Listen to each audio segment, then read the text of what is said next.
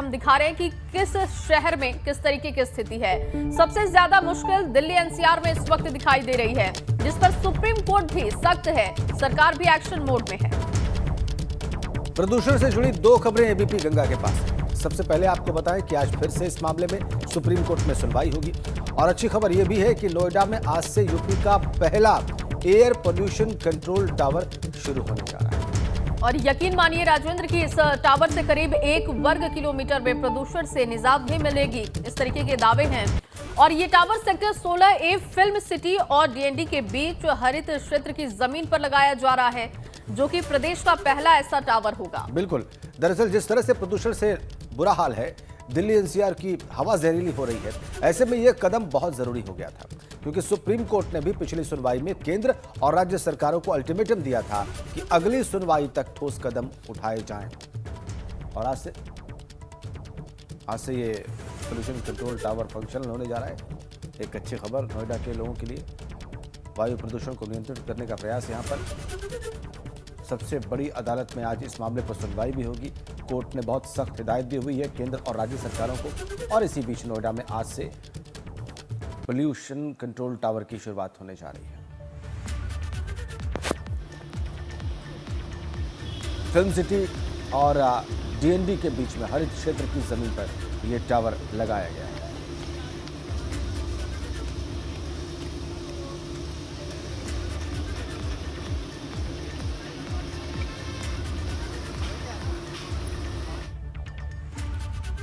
और हमारे दो संवाददाता इसी खबर पर और ज्यादा जानकारी देने के लिए इस वक्त हमारे साथ जुड़ गए। नोएडा से बलराम पांडे हमारे साथ हैं, गाजियाबाद से शक्ति सिंह हमारे साथ है। लेकिन पहले हम बलराम के पास चलेंगे। बलराम, ये जो पोल्यूशन कंट्रोल टावर है, ये क्या डिवाइस है और कैसे इससे पोल्यूशन कम होने जा रहा है नोएडा में और एनसीआर के इलाकों में?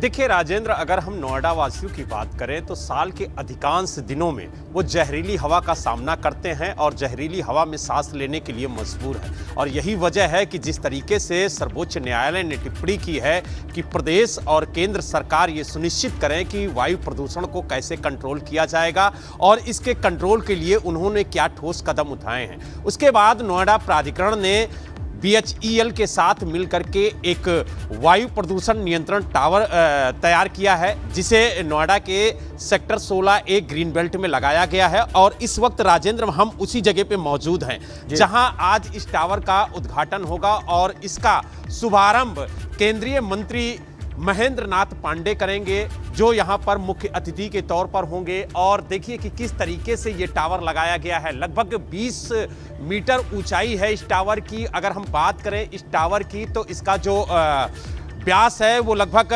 4.5 मीटर का है और इसमें लगभग 10,000 फिल्टर लगाए गए हैं राजेंद्र, और 40 बड़े पंखे लगे हुए हैं जिसके जरिए दूषित हवा को शुद्ध किया जाएगा। और जो 1 किलोमीटर का दायरा होगा उसमें ये हवा को शुद्ध करेगा। तो यानी कुल मिला के ये कहा जा सकता है कि नोएडा की फिल्म सिटी, नोएडा का सेक्टर 14 और सेक्टर 15 के लोगों को बड़ी राहत मिलने वाली है, क्योंकि जिस तरीके से वायु प्रदूषण से लगातार नोएडा वासी जूझ रहे हैं, उसमें ये जो टावर है वो किसी संजीवनी से कम नहीं होगा। क्योंकि माना जा रहा है कि दिल्ली नोएडा के बॉर्डर पर ये टावर लगाया गया है ताकि अगर दिल्ली से भी प्रदूषण नोएडा में दाखिल होता है तो उसको भी रोकने में ये टावर अहम भूमिका निभाएगा। तो कुल मिला के ये कहा जा सकता है कि आज नोएडा वासियों के लिए भी अहम दिन होगा, क्योंकि इस टावर के चालू होने से कहीं ना कहीं जो वायु प्रदूषण की तादाद थी, जो AQI लेवल था, वो कहीं ना कहीं कम होगा। और हम आपको तस्वीरों के माध्यम से दिखाने की कोशिश करेंगे कि इसके शुभारंभ को लेकर के किस तरीके की तैयारी की गई है। आप देख सकते हैं कि यहाँ पर टेंट लगाया गया है और लगभग 11 बजे इसका शुभारंभ होगा। यहाँ पर केंद्रीय मंत्री होंगे,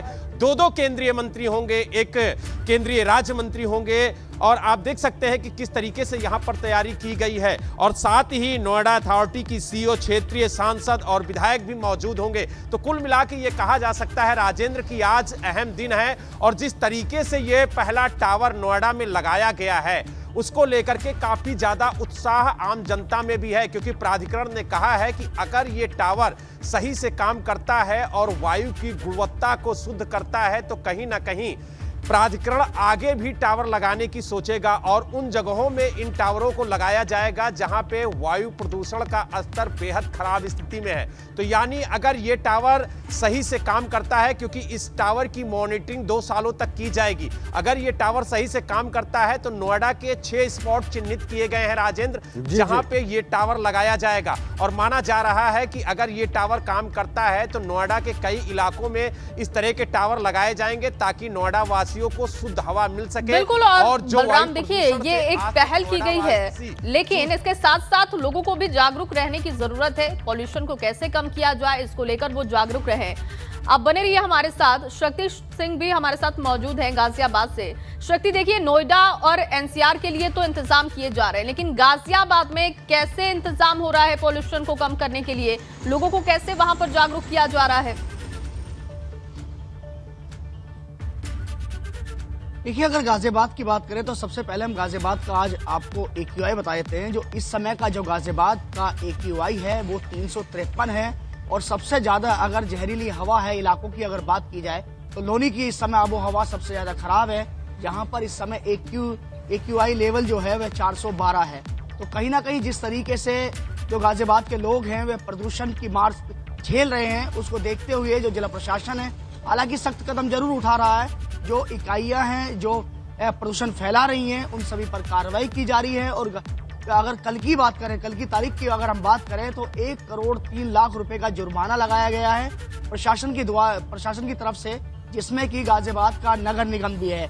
वहीं अगर लगातार जिलाधिकारी इस समय बैठकों के दौर कर रहे हैं, स्मॉग मशीन की बात करें तो हालांकि छिड़काव होता कहीं कहीं नजर जरूर आता है, लेकिन जिस तरीके से जो वायु प्रदूषण की जो स्थिति है वह काफी खराब है, तो उसको देखते हुए और ठोस कदम उठाने की आवश्यकता है। क्योंकि जो गाजियाबाद है इसे औद्योगिक नगरी भी कहा जाता है और बहुत सी ऐसी फैक्ट्रियां हैं जो कि पोल्यूशन फैलाती हैं, तो उन पर भी कहीं ना कहीं एक ठोस कदम जरूर उठाने वाली बात है। क्योंकि धुआं छोड़ती है, जो उनकी चिमनियां हैं वह काफी धुआं छोड़ती है। वहीं अगर बात की जाए यहाँ गाड़ियों की, तो गाड़ियां भी यहाँ पर अगर सड़कों पर हर समय की बात की जाए तो लाखों की तादाद में वो गाड़ियां दिखाई देती है जिनसे वायु प्रदूषण फैलता है।